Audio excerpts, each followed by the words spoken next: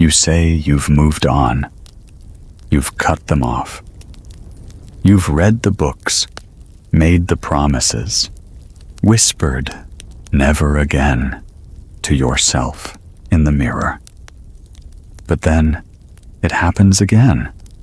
The same fight, the same trigger, the same apology that feels like déjà vu.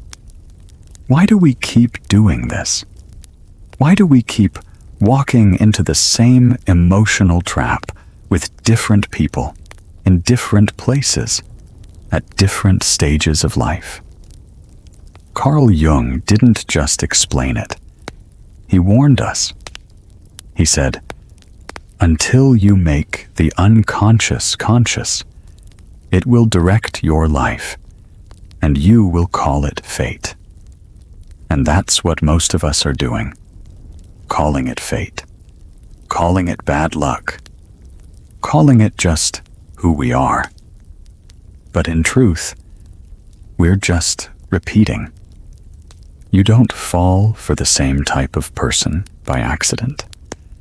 You're not just drawn to chaos or drama or cold silence. You are reenacting something, trying to fix something from your past by playing it out again in the present. A parent who never listened, a friend who made you feel replaceable, a childhood where love came with fear or pressure or performance. So now you choose people who echo that pain, because part of you still believes, if I can survive it again, maybe I'll finally win. Maybe I'll finally be loved. This is not love.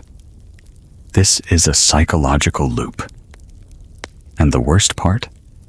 You don't even realize it's happening because it feels familiar.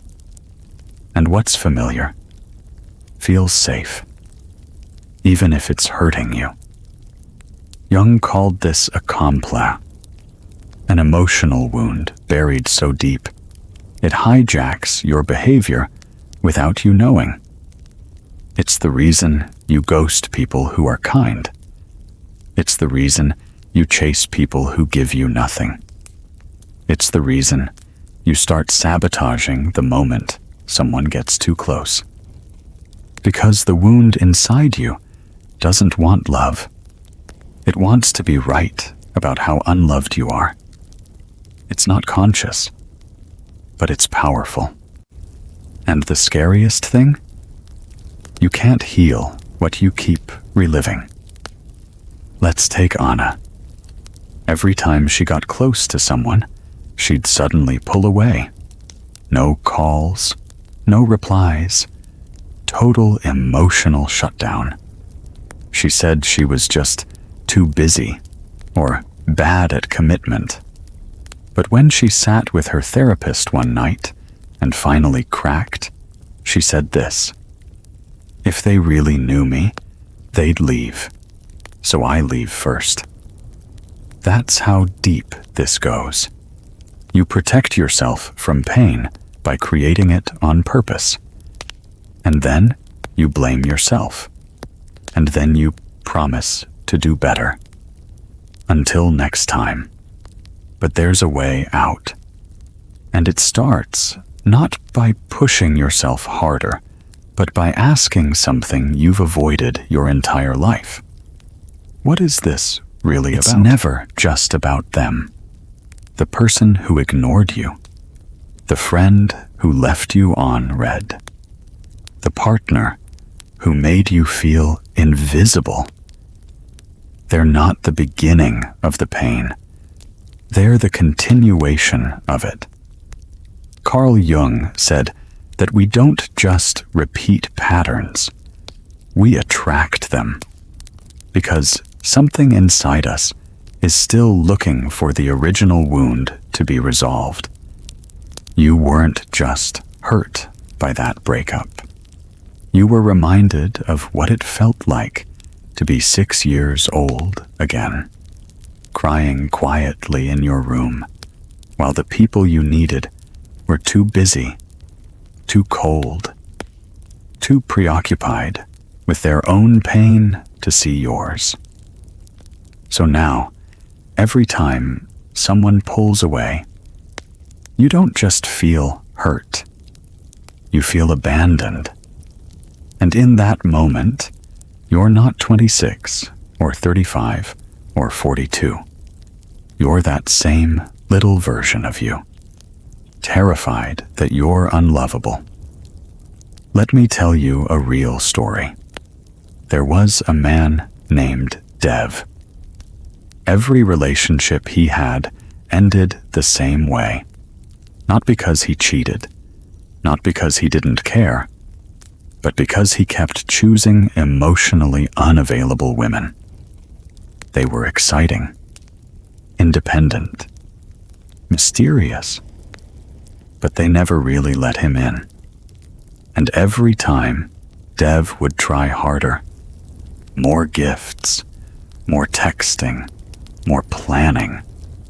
But the more he gave, the less they responded. Until he burned out. Until he exploded in anger. Until he left. And then he'd say, "Why do I always pick people who don't want me back?" But here's what Dev realized in therapy. His mother was the first emotionally unavailable person in his life. Not by choice. She worked 3 jobs and was constantly exhausted.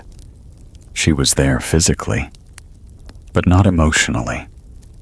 So little Dev learned this equation. If I try hard enough, maybe she'll look at me. Maybe she'll love me. Fast forward to adulthood. He's still trying, still overgiving, still chasing silence. Because deep down, he's not trying to be loved now. He's trying to rewrite the past. This is how deep the wiring goes. You don't choose pain. You choose the familiar. You choose what feels like home, even if that home was built on fear, neglect, or inconsistency. But until you see that, you will keep calling the same fire love and wondering why it keeps burning you. So what now? Awareness is the first step. But not just surface awareness. You need to feel it in your body. Next time someone pulls away and it stings more than it should, ask yourself, what age am I right now? Not physically, emotionally. Are you 10? Are you 7? Are you 4? Are you reacting as the adult you? Or as the child who still hasn't been heard? Because when your nervous system is replaying an old trauma, no logic will save you. Only presence will. And presence comes from one hard truth.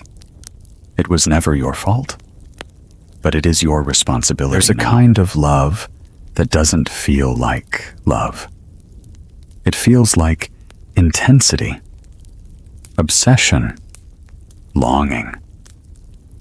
And still, you can't walk away, not because it's good for you, but because it feels like home. Carl Jung said, "We meet ourselves time and time again in 1,000 disguises on the path of life." This is one of those disguises. You think it's a soulmate, but it's your trauma in a mask. Let's be honest. If someone texts you every hour, validates your feelings, gives you consistent attention, you might feel bored. But if someone pulls away, comes back, confuses you, makes you chase, suddenly you're alive. That's not attraction. That's your nervous system recognizing old chaos. You mistake emotional instability for passion. Because as a child, emotional unpredictability was all you knew. And now, the push-pull dynamic doesn't scare you. It makes you feel. You equate anxiety with love, tension with chemistry, silence with mystery, and abandonment with destiny. Let's take Anika. She always said, "I don't like nice guys. I need someone exciting." But excitement, to her, meant unpredictability. It meant men who ghosted and then reappeared. It meant begging for closure that never came. It meant crying at night and still answering the phone when he called. Her friends told her she deserved better. Her mind agreed, but her body didn't, because her body remembered this cycle. Her father used to praise her when she behaved and ignore her when she didn't. Love came in waves, so she learned to ride them. And now, as an adult, she didn't feel alive unless she was drowning.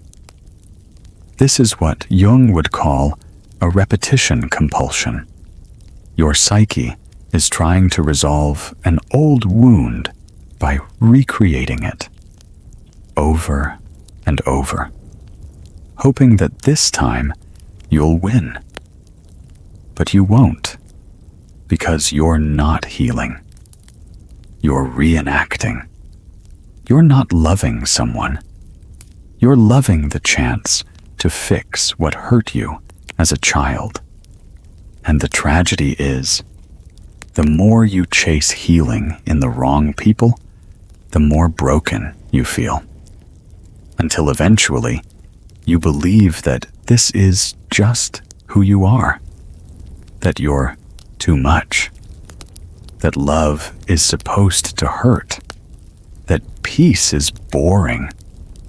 But that's not truth. That's trauma speaking. So, how do you break the cycle? Start here. Stop chasing chemistry. Start chasing safety. Stop looking for someone to make you feel alive. Find someone who makes your nervous system calm. Because love shouldn't feel like survival. It should feel like coming home to a part of you that's finally allowed to rest. You don't just fear being hurt again.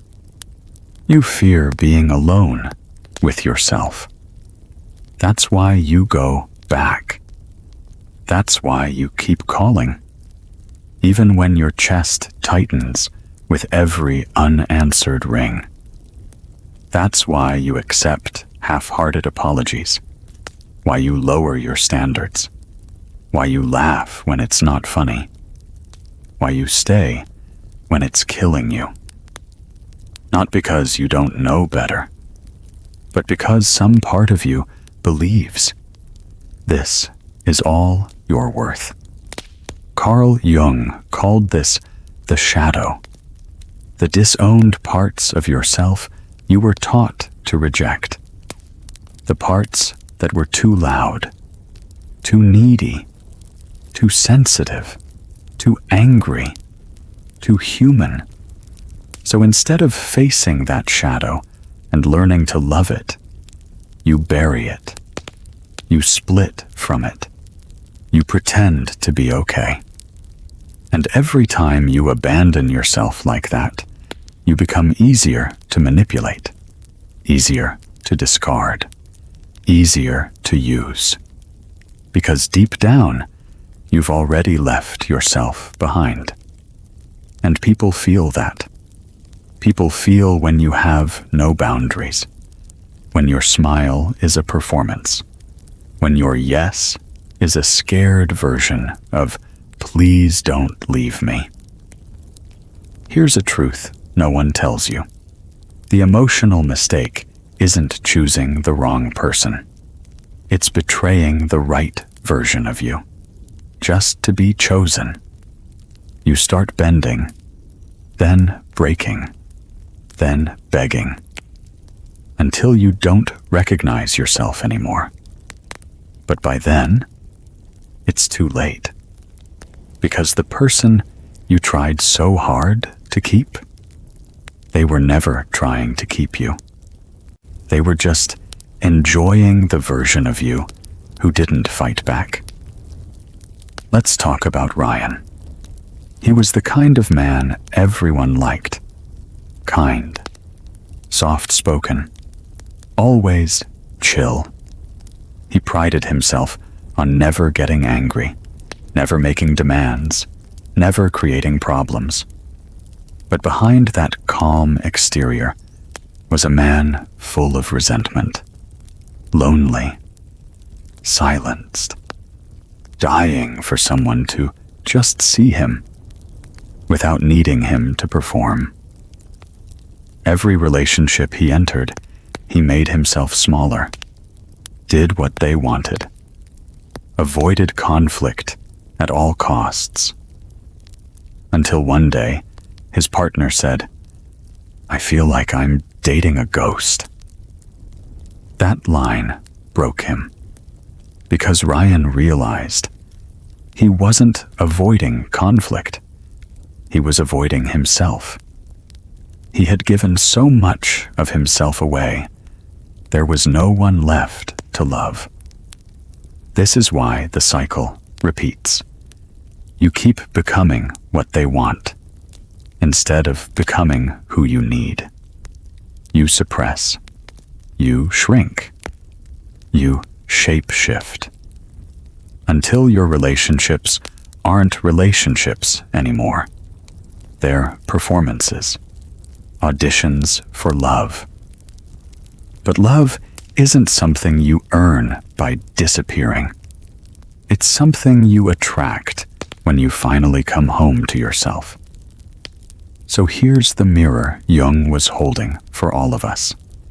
If you're constantly being abandoned, ask yourself, did I abandon myself first? Let that question sink into your bones, because the mistake isn't them choosing you. It's you forgetting you had a choice. Healing doesn't happen when you find the right person. It happens when you stop abandoning the right version of yourself.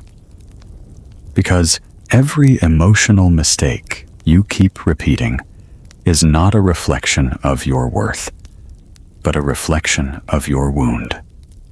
And wounds don't heal by being ignored. They heal by being seen. Carl Jung taught that the path to individuation, the path to becoming whole, requires one thing above all else: radical honesty. Not with the world, with yourself. Because no change will last until you stop lying to yourself about what you're ready for, who you're still chasing, and why you keep calling your trauma love. So, how do you stop repeating? You stop blaming the person who triggered you and start understanding the part of you that was waiting to be triggered.